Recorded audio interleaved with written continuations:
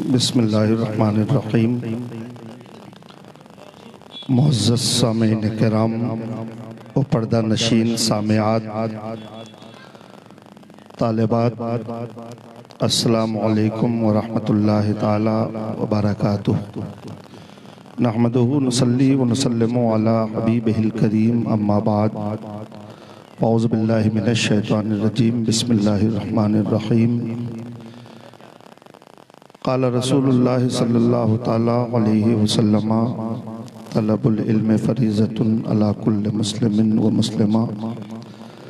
صدق اللہ مولانا العظیم، بلغنا رسولہ النبی الامین المتین المبین الکریم، ونحن علی ذلک لمن الشاہدین والشاکرین، والحمد للہ رب العالمین۔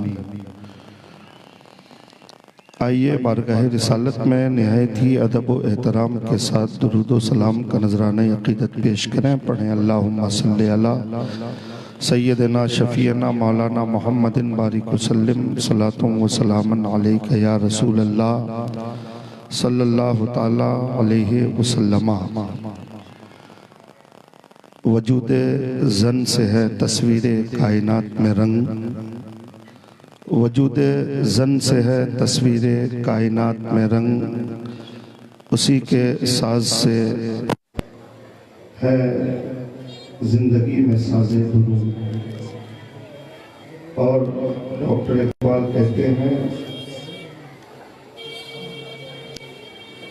کہ مکالمات فلاتو لکھ نہ سکی، لیکن مکالمات فلاتو لکھ نہ سکی، لیکن اسی کے شعلے سے ٹوٹا ہے شرار افلاطون۔ حضرات محترم، یہ ایک تعلیمی کانفرنس، تعلیمی محفل، تعلیمی کے لیے مجلس، محفل، پروگرام، جیسا بھی آپ نام دینا چاہیں دے سکتے ہیں۔ محب گرامی فروغ حضرت حافظ و قاری فیاض احمد نقشبندی جذبۂ بیقرار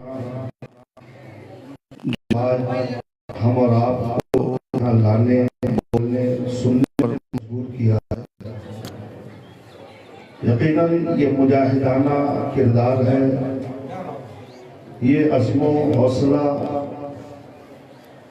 یقیناً اس دور میں مشکل ضرور ہے لیکن ناممکن نہیں۔ یہ قاری فیاض صاحب نے ثابت کیا ہے۔ اور اقبال کی زبان میں یہ کہنے کی کوشش کیا ہے کہ ہزار چشمے تیری سنگے راہ سے پھوٹے، ہزار چشمے تیری سنگے راہ سے پھوٹے، ڈوبی اس خودی میں ڈوب ضرب کلیم پیدا کر، خودی میں ڈوب کر ضرب کلیم پیدا کر۔ حضرات محترم، معزز سامعین و سامعات، پردے میں بیٹھی میری ماں، بہنیں، بیٹیاں جو مجھے سن رہی ہیں، خاص کر کے میں ان تک چند باتیں بطور پیغام پہنچانے کے لیے حاضر آیا ہوں۔ حضرت حافظ و قاری فیاض احمد صاحب قبلہ، ان کے برادران کی محبت ہے کہ ہم سب یہاں ان کے اس دینی کام، ان کے اس قابل فخر کارنامہ کو سراہنے کے لیے، ان کو ہمت دینے کے لیے، ان کے حوصلہ کو بلند کرنے کے لیے حاضر آئے ہیں۔ مجھ سے پیشتر حضرت مفتی قوم و ملت، شہریار ملت، حضرت علامہ مولانا مفتی شہریار صاحب قبلہ کا مختصر خطاب عورتوں کہ کامیاب وجود پر مبنی خطاب آپ نے سماعت فرمایا۔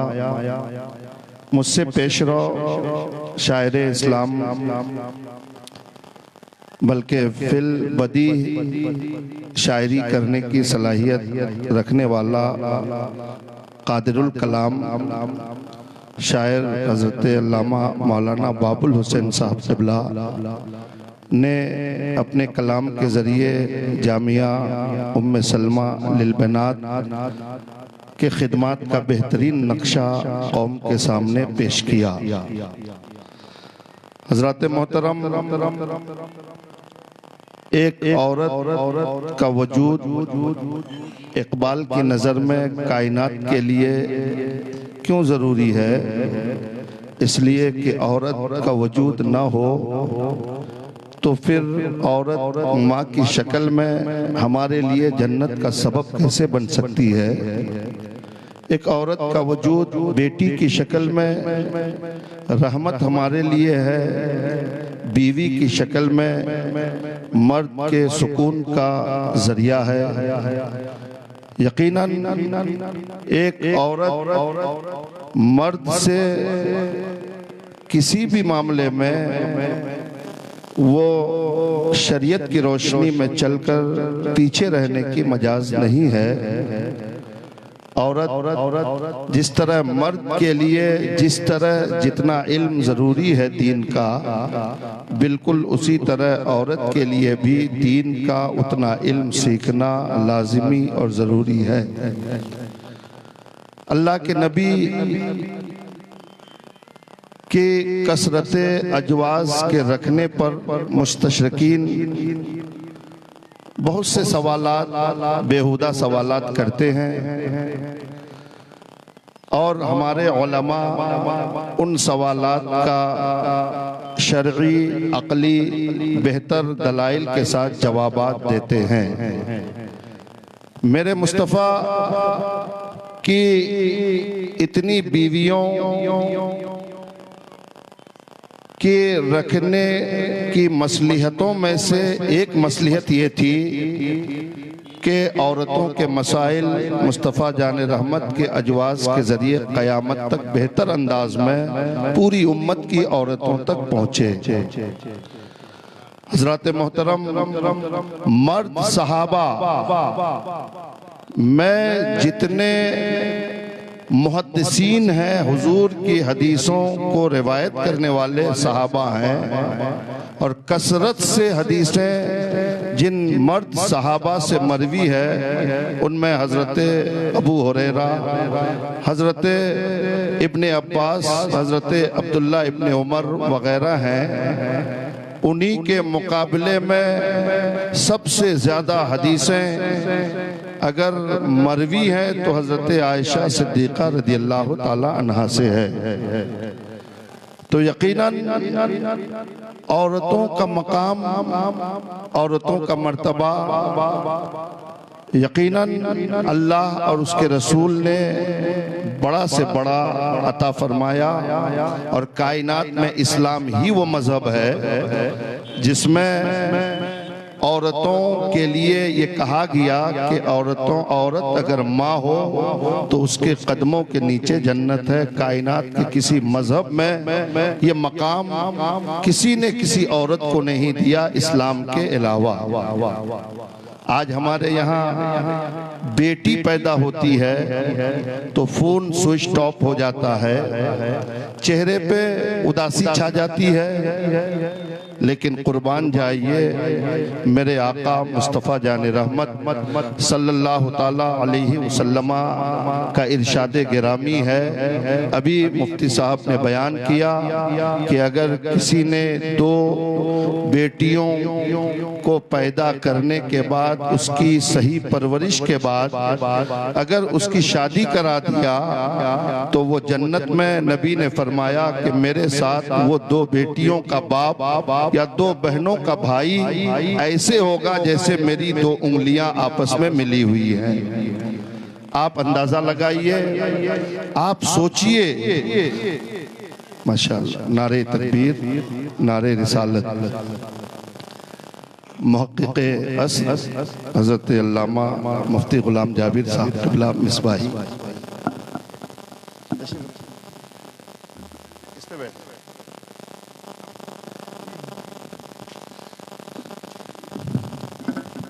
ماشاءاللہ یہ دیکھیے ہماری جماعت کے بہت بڑے عالم، بہت بڑے محقق اور بہت بڑے رائٹر، عالمی پیمانے پر جس شخصیت کا تعارف موجود ہے الحمدللہ یہ قاری فیاض صاحب کی محبت ہے کہ حضرت جیسی عظیم شخصیت آپ کے اور ہمارے بیچ تشریف فرما ہے.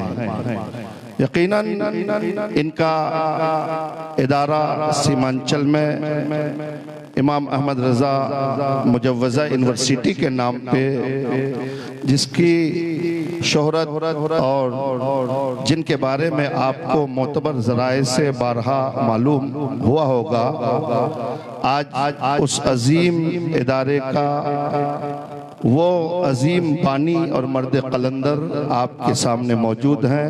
ان کا وجود، ان کی موجودگی ہمارے لیے باعث فخر ہے.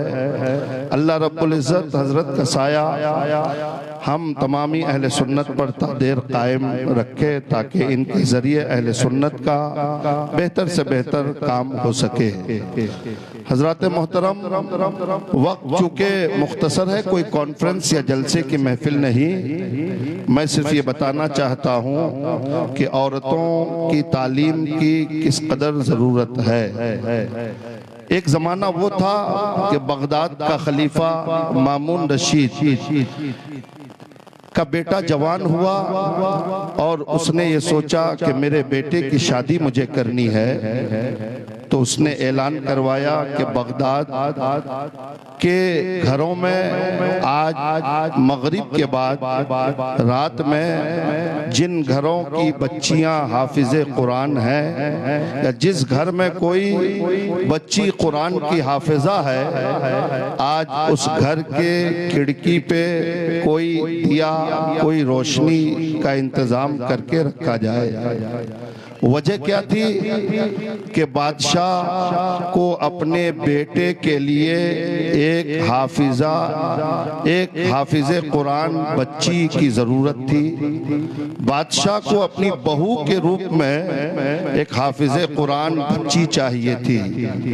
اس لیے اعلان کروایا کہ بغداد شہر کے جس گھر میں قرآن کی حافظہ ہو، آج رات کو اس کی کھڑکی پہ روشنی کا انتظام ہو تاکہ میں جب رات میں گزروں تو مجھے پتہ چل جائے کہ یہی گھر میرا مطلوب ہے، اسی گھر میں میرے بیٹے کے لیے بیوی موجود ہے، اسی گھر میں میری حافظ قرآن بہو موجود ہے. چنانچہ رات کو بادشاہ اپنی سواری میں جب بغداد کی سڑکوں سے گزرا تو اس نے دیکھا کہ بغداد کے ہر گھر کی کھڑکیوں پہ روشنی کا انتظام تھا. پتہ یہ چلا کہ بغداد کا کوئی گھر ایسا نہیں تھا جس میں قرآن کی حافظہ لڑکی نہیں تھی.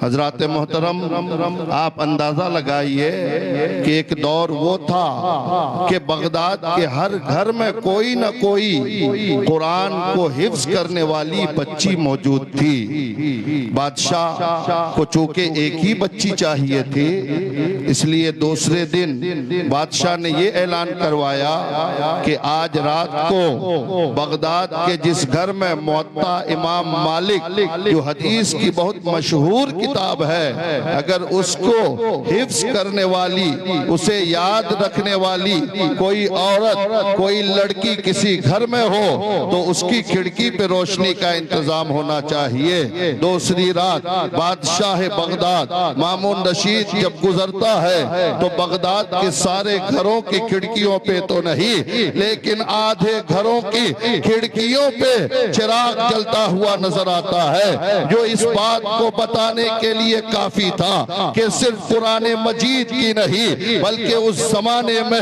دینی علم سے شغف رکھنے والی دین کی بیٹیوں کی قربانیاں ایسی تھی کہ قرآن کے ساتھ ساتھ حدیث کی مشہور کتاب موطا امام مالک کی پورے بغداد کے آدھے گھروں میں حافظہ بچیاں موجود تھی۔ حضرات محترم، یقیناً جب ماحول اور معاشرہ ایسا ہو کہ گھروں میں قرآن پڑھنے والی حدیث پڑھنے والی بچیاں ہو تو پھر معاشرے کو بدلنے میں بہت زیادہ وقت نہیں لگتا ہے۔ معاشرہ میں چینجنگ لانے کے لیے بہت محنت کرنے کی ضرورت نہیں پڑتی ہے۔ بس ایک آخری بات میں آپ کو بتاؤں کہ روایتوں میں آیا کہ زمانہ جاہلیت کا بہت مشہور شاعر فرزدق، جس کے بارے میں ہمارے علماء جانتے ہیں، عرب کا بہت مشہور شاعر تھا۔ اس نے ایک دن اپنے 4 بچوں کو بیٹھا کر سامنے کہا کہ میرے بچوں، میرا جتنا احسان تم پر اس وقت موجود ہے، تمہارے پیدا ہونے سے پہلے بھی میرا تم پر اتنا اس سے بڑا احسان تھا۔ تو فرزدق کے بچے چونکہ عرب کے لوگ بظاہر عرب کے لوگ بڑے ذہین ہوتے ہیں، چنانچہ فرزدق شاعر کے بچوں نے کہا ابا جان آپ کا احسان ہم پر ابھی ہے، یہ تو ہمیں تسلیم ہے، اس لیے کہ آپ نے پیدا کیا یہ آپ کا احسان ہے، آپ نے پرورش کی یہ آپ کا احسان ہے، آپ نے مکان دیا آپ کا احسان ہے، آپ نے زندگی گزارنے کے سامان دیے یہ آپ کا احسان ہے، آپ نے چھت دیا آپ کا احسان ہے، آپ نے تجارت کا ذریعہ عطا کیا آپ کا احسان ہے، آپ ہمارے اوپر آپ کا احسان ہماری پیدائش کے بعد ہم ماننے کے لیے تیار ہے، لیکن ہمارے پیدا ہونے سے پہلے ہم پر آپ کا احسان کیسا تھا ہم نہیں مانتے۔ جب ہم پیدا ہی نہیں ہوئے تھے تو آپ کا احسان ہم پر کیسا ہے؟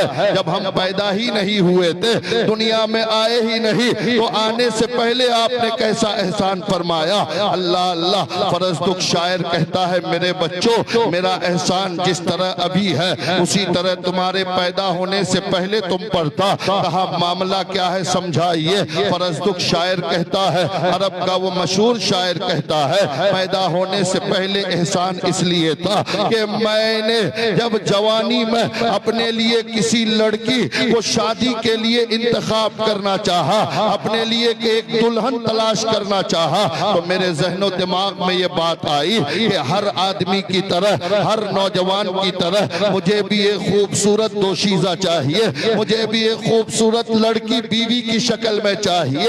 اللہ اللہ، میں عرب کی دوشیزاؤں کو تلاش کرنے لگا، عرب کی خوبصورت لڑکیوں کا انتخاب کرنے میں وقت گزارنے لگا، لیکن اچانک ایک دن میرے ذہن میں یہ بات آئی، اچانک میں یہ سمجھ گیا کہ اب مجھے اپنے لیے کسی دوشیزہ کسی حسینہ کائنات کی ضرورت نہیں، اپنی دلہن کے روپ میں بہت خوبصورت لڑکی نہیں چاہیے، بلکہ میں نے یہ سمجھا کہ میرے آنے والے بچوں کے لیے ایک نیک سیرت ماں چاہیے۔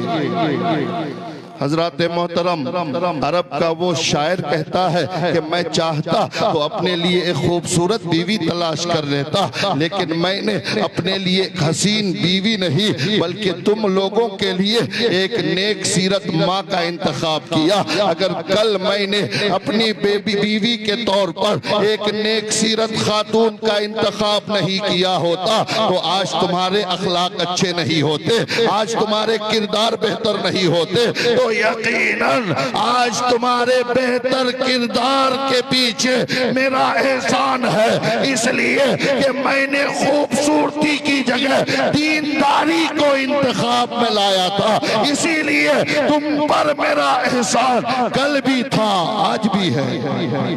حضرات محترم، آج ہمارا کیا حال ہے ہمارے نوجوانوں کا کہ ہم کم از کم 50 سے زیادہ لڑکیاں ہمارا نوجوان دیکھتا ہے دیکھنے کے بعد سب سے اعلیٰ معیار صرف خوبصورتی رہتی ہے۔ اللہ اللہ، ہمارا نوجوان شادی کے لیے جب ایک لڑکی کا انتخاب کرنے جاتا ہے تو جانتے ہیں اس میں خوبصورتی اور اگر تعلیم بھی دیکھتا ہے، پوچھتا ہے میٹرک پاس کیا ہے کہ نہیں، آئیے اور بی اے کی سندیں ہیں کہ نہیں، انگریزی بولنا جانتی ہے کہ نہیں۔ اللہ اللہ، میرے دوستوں اور بزرگوں، میری قوم کے نوجوانوں، کان کھول کر سن لو، یقیناً یہ خوبصورتی کا کہ روپ میں بیوی کو تلاش کرنا شرعاً منع نہیں ہے، مالداری دیکھنا شرعاً منع نہیں ہے، خاندانی جاہو جلال دیکھنا شرعاً منع نہیں ہے، لیکن حدیث پاک میں جو 4 چیزیں بیان کی گئی ہے ان میں سے چوتھی چیز جو سب سے اہم اور ضروری میرے آقا نے فرمایا وہ دینداری ہے، یعنی امیری نہ ہو، اگر مالداری نہ ہو، حسن نہ ہو، خاندان نہ ہو، لیکن یہ اگر دینداری ہے تو اس کو فوقیت دینے کا حکم ہے، اور وہ 3 چیزیں ہیں، لیکن دینداری اس لڑکی کے اندر نہیں ہے تو اسے فوقیت نہیں دینی ہے۔ اللہ اللہ، اے میری قوم کا نوجوان، اگر اپنے معاشرے میں کسی لڑکی کو اپنے لیے بیوی بنانا چاہتا ہے اور اس سے پوچھتا ہے دیکھنے کے وقت کہ اے میری بیوی، تو انگریزی پڑھی ہے کہ نہیں، تو ایم اے بی اے کی ہے کہ نہیں، تیرے پاس سند اور ڈگریاں کتنی ہے، خدا کے واسطے ہونے والی بیوی اپنے ہونے والے بچوں کی ماں سے یہ ضرور پوچھ لینا کہ اے میرے ہونے والے بچوں کی ماں، یہ بتا کہ تو نے قرآن پڑھا ہے کہ نہیں، تو نے حدیث پڑھی ہے کہ نہیں، تو نماز پڑھتی ہے کہ نہیں، میں تمہیں لکھ دیتا ہوں اگر تیرے انتخاب میں ایسی بیوی آئی جو نماز پڑھتی ہے، جو قرآن پڑھتی ہے، تیرا بچہ اپنے پیٹ میں لے کر گھر میں مصلی بچھا کر جب وہ قرآن کی تلاوت کرے گی، نماز پڑھے گی، تو آنے والے بچے کے اندر نماز اور قرآن کا اثر ضرور ہوگا۔ اس لیے دیندار بچیاں اپنے گھروں کے لیے آپ تلاش کیجئے۔ آج ہم کہتے ہیں کہ معاشرہ بگڑ رہا ہے، معاشرہ سدھرے گا کیسے؟ اس کے لیے پہلا قدم ہمیں شادی کے مرحلے ہی میں اٹھانے کی ضرورت ہے۔ اس لیے میرے دوستوں اور بزرگوں، حضرت عبداللہ ابن مبارک، علماء جانتے ہیں امیر المومنین فی الحدیث جن کو کہا گیا، یعنی عبداللہ کے لڑکے حضرت مبارک بہت بڑی ذات ہیں، علمی دنیا میں ان کا ایسا مقام ہے کہ قیامت تک ہم جیسے لوگ ان کی تعریف کرتے رہیں تو نہیں کر سکتے ہیں۔ حضرات محترم، حضرت عبداللہ یعنی مبارک جو امیر المومنین فی الحدیث جنہیں کہا جاتا ہے، ان کے والد نوجوان ہے، ایک باغیچے میں، ایک سیب کے باغیچے میں ان کی ڈیوٹی لگی ہے، نوکری کر رہے ہیں۔ اللہ اللہ، بغداد کا بہت بڑا مالدار آدمی، اس شہر کا بہت بڑا مالدار آدمی جن کے کئی باغیچے ہیں سیب کے۔ ہمارے یہاں اگر کسی کے پاس 100 بیگہ کا ٹی گارڈن ہو تو علاقے میں وہ ٹاپ 10 مالداروں میں اس کا شمار ہوگا، بڑے لوگوں میں اس کی گنتی ہوگی۔ کئی سیب کے باغیچے اس زمانے میں جس کے پاس ہو اس زمانے کا بڑا مالدار شمار ہوتا رہا ہوگا۔ چنانچہ حضرت عبداللہ جن کے باغیچے میں نوکری کر رہے ہیں، ایک دن مالک آتا ہے اور کہتا ہے کہ عبداللہ مجھے ایک سیب لا کر دو لیکن میٹھا لے آنا۔ چنانچہ وہ ایک سیب توڑ کے لاتا ہے، لیکن مالک نے جب سیب منہ میں رکھا اور اسے کھانا چاہا تو دیکھا کہ سیب میٹھا نہیں بلکہ کھٹا ہے۔ کہا دوسرا لے کر آؤ، دوسرا لے کر آیا، وہ بھی میٹھا نہیں تھا۔ تیسرا لے کر آیا، اس میں بھی مٹھاس نہیں تھی۔ چنانچہ اب مالک کو غصہ آیا اور کہا کتنے دن سے میرے باغیچے میں نوکری کر رہے ہو؟ کہا 12 سال ہو گئے۔ کہا 12 سال میں تجھے اتنا نہیں پتا چلا کہ کون سا سیب میٹھا ہے کون سا کھٹا ہے؟ تو حضرت عبداللہ کا جواب تھا، اس نوجوان کا جواب یہ تھا، میرے مالک سیب کے میٹھا اور کھٹا ہونے کا معاملہ کھانے سے تعلق رکھتا ہے۔ 12 سال میں نے آپ کے باغیچے کی صرف رکھوالی کیا ہے، میں نے کوئی سیب کھایا نہیں ہے، کھانے کے ارادے سے ہاتھ نہیں لگایا ہے۔ اللہ اللہ، بغداد کا وہ مالدار شخص کئی باغیچوں کا مالک وہ زمیندار شخص نے کہا اے نوجوان تیار ہو جا، میری بیٹی کو میں تیرے نکاح میں دینا چاہتا ہوں۔ اللہ اللہ، یہاں سے کیا پیغام ملتا ہے؟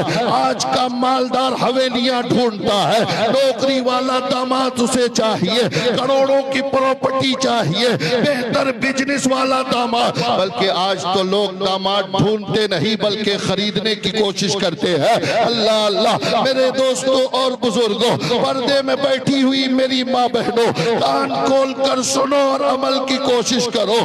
بغداد کا وہ مالدار شخص یہ نہیں دیکھا کہ یہ میرے گھر کا نوکر ہے، اس کے پاس نہ رہنے کے لیے گھر ہے، نہ کوئی تجارت ہے، نہ بزنس ہے، نہ یہ مالدار ہے، بلکہ 12 سال سے میرے گھر میں نوکری کرتا ہے، لیکن سب سے بڑی چیز اگر اس کے اندر ہے تو اس کا تقوی ہے، اس کی دینداری ہے۔ اتنا بڑا مالدار آدمی اپنی بیٹی اپنے گھر کے نوکر کو دے دیا، اگر وہ بادشاہ کو دیتا تو اسی زمانے میں اس کی یاد ختم ہو جاتی، لیکن عبداللہ کو دیا۔ اسی نسل سے عبداللہ ابن مبارک پیدا ہوئے، جسے دنیا امیر المومنین فی الحدیث کے نام سے قیامت تک یاد رکھے گی۔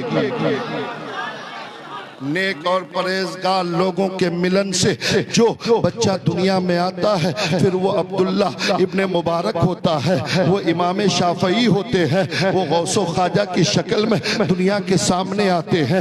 اس لیے صرف مالداری نہیں دیکھنی ہے بلکہ اس سے بھی بہتر اور اعلیٰ چیز جو حدیث میں دیکھنے کا حکم ہے وہ ہے ہمارے بچیوں کے اندر دینداری۔ حضرات محترم، چونکہ یہ حافظ و قاری فیاض عالم صاحب قبلہ اور ان کے بھائیوں کی مدد سے وہ اس پر خطر راستے میں قدم رکھا ہے، یہ کوئی آسان کام نہیں ہے، یقیناً یہ بڑا مشکل مرحلہ ہے لڑکیوں کا ادارہ چلانا۔ اور میں رسیہ والوں سے کہوں گا جیسا کہ مفتی صاحب نے کہا، مفتی شہریار صاحب نے، کہ یقیناً یہ کام تو بہت پہلے ہو جانا چاہیے۔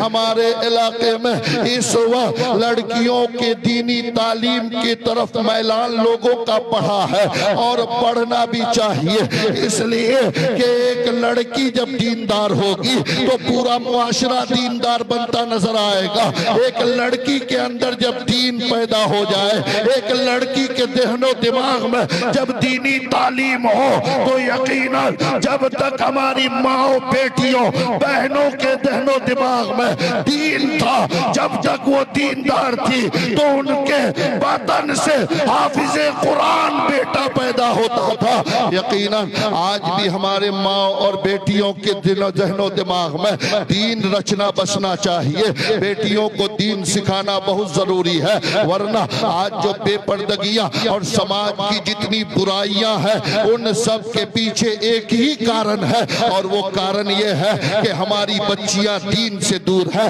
جب تک بیٹیوں کے اندر، جب تک بچیوں کے اندر دین نہیں ہوگا تب تک وہ حلال و حرام، جائز و ناجائز، صحیح اور غلط، پردگی اور بے پردگی کا فرق اگر کوئی کر سکتی ہے تو یہ دینی تعلیم کی وجہ سے ہو سکتی ہے، اور دینی تعلیم کے لیے دینی ادارے ضروری ہے۔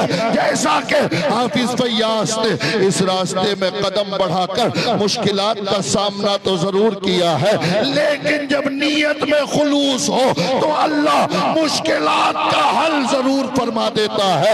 یقیناً حافظ فیاض صاحب وہ مرد مجاہد ہے، وہ مرد قلندر ہے، دین کا درد اتنا ہے قسم خدا کی ہم جانتے ہیں ان کو قریب سے کہ دین کا مسئلہ جہاں بھی آتا ہے حافظ فیاض جذباتی ہو جاتا ہے، دین کا مسئلہ جہاں بھی آتا ہے، قوم کی بھلائی کا مسئلہ جہاں آتا ہے، قوم کی رہنمائی کا مسئلہ جہاں آتا ہے، دین سے بیرا روی دیکھ کر ان کو بالکل چین نہیں آتا ہے۔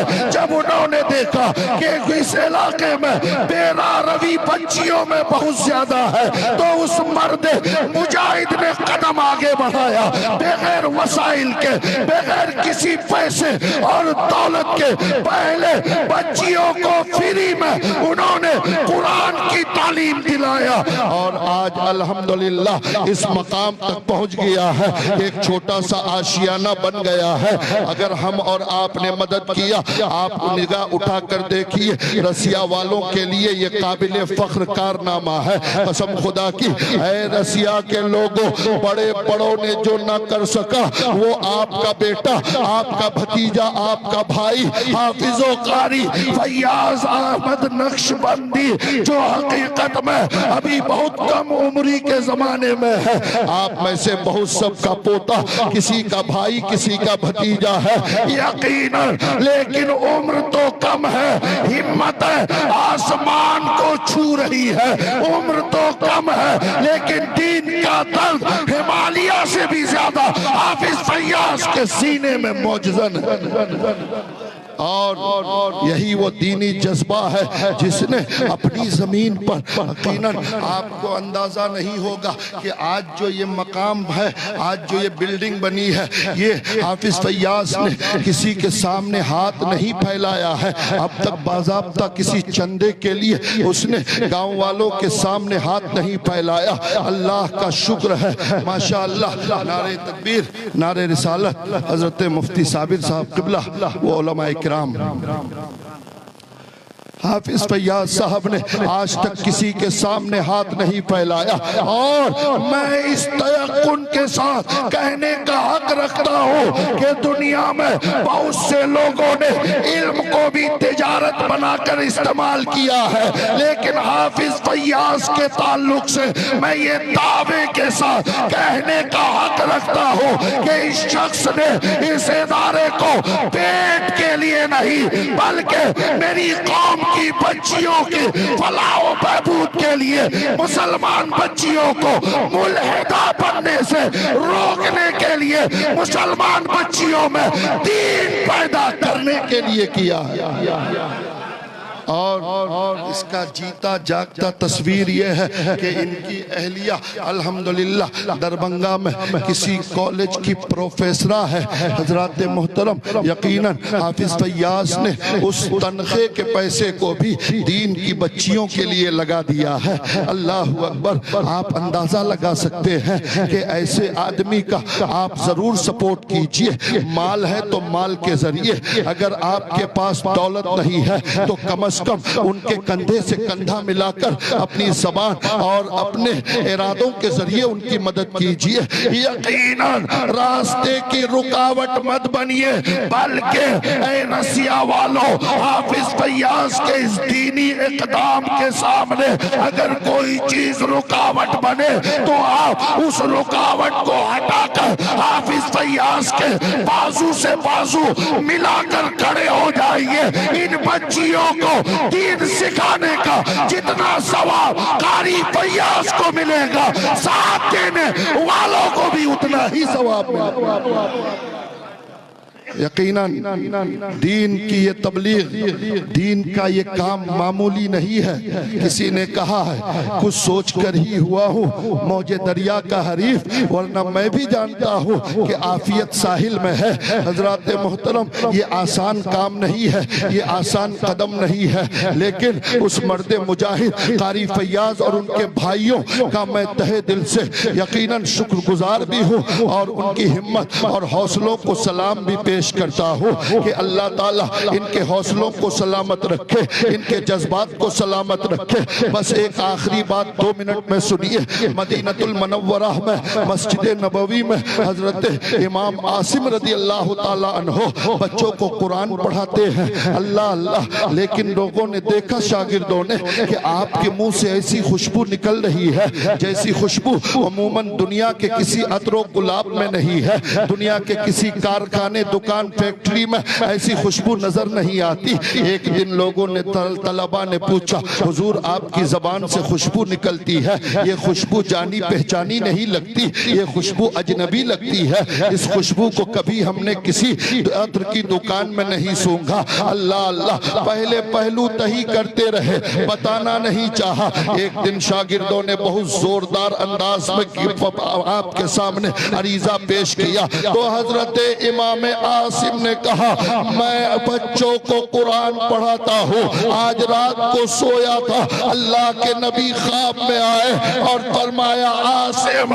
تم میری قوم کے بچوں کو قرآن پڑھاتے ہو، لاؤ میں تمہاری زبان کو بوسا دیتا ہوں۔ اللہ کے نبی نے خواب میں حضرت عاصم کی زبان پہ بوسا دیا، پھر حضرت عاصم کی زبان ایسی مہکنے لگی کہ انشاءاللہ قیامت تک مہکتی رہے گی۔ تو قرآن پڑھانا یہ معمولی کام نہیں ہے، بلکہ قرآن پڑھانے والا، قرآن پڑھنے والا، پڑھنے والوں کی مدد کرنے والوں پر اللہ کے رسول کی رحمتوں کی بارش ہوتی ہے۔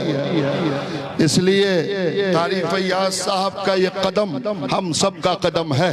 ہم دن من دھن کے ساتھ حافظ و قاری فیاض عالم صاحب کے اس مجاہدانہ کردار کے ساتھ کھڑے ہیں۔ یقیناً اس مرد مجاہد نے اس پورے علاقے میں واقعتاً جب ان کی بچیاں قرآن پڑھتی ہیں نا، اللہ کی قسم یقیناً آپ سنیے جو قرآن پڑھنے کا صحیح حق ہے، قرآن کے پڑھنے کی فضیلت بہت ہے لیکن غلط پڑھنے پہ عذاب بھی ہے۔ چنانچہ حضرت حافظ و قاری فیاض صاحب ایک بہت ہی کہنہ مشق اور بہت ہی بہترین حافظ و قاری ہے۔ انہوں نے اپنی نگرانی میں بچیوں کو جو قرآن پڑھایا ہے، 21 یا 22 بچیوں کو جو قرأت قرآن کی چادر اور دستار سے نوازا ہے۔ ایسا نہیں کہ انہوں نے پڑھایا اور دے دیا، پورے علاقے کے بہترین قاریوں کو بلا کر پہلے ان بچیوں کا امتحان کرایا۔ سارے قاریوں نے جب یہ کہنے پہ سارے قاریوں نے جب یہ کہہ دیا کہ یقیناً ان بچیوں نے جیسا قرآن پڑھا ہے حقیقت میں قرآن پڑھنے کا وہی حق ہے، تب جا کر آج انہیں دستار سے نوازا گیا ہے۔ اس لیے اب تک تو یہ صرف ایک مکتب تھا لیکن انشاءاللہ اب اس کے بعد یہ ایک ہاسٹل کی شکل میں اقامتی اور رہائشی ادارے کی شکل میں تبدیل ہونے والا ہے۔ اس لیے آپ اپنی بچیوں کو بہتر انداز میں قرآن کی تعلیم دینے، شریعت کے مسائل سکھانا چاہتے ہیں تو حافظ فیاض صاحب کا یہ محفوظ اور مامون ادارہ ہر طرح سے یقیناً یہ فدائیہ کے قریب ہے۔ اس کے ساتھ یقیناً بابو حضور کی سرپرستی اور بنیاد بھی ابھی بابو حضور نے رکھا ہے۔ یقیناً ادھر خانقاہ، ادھر فدائیہ ہے اور ان لڑکوں کا بہت بڑا مدرسہ علاقے کا ہمارا، اور فیضان سمرقندی ادھر جاری ہے۔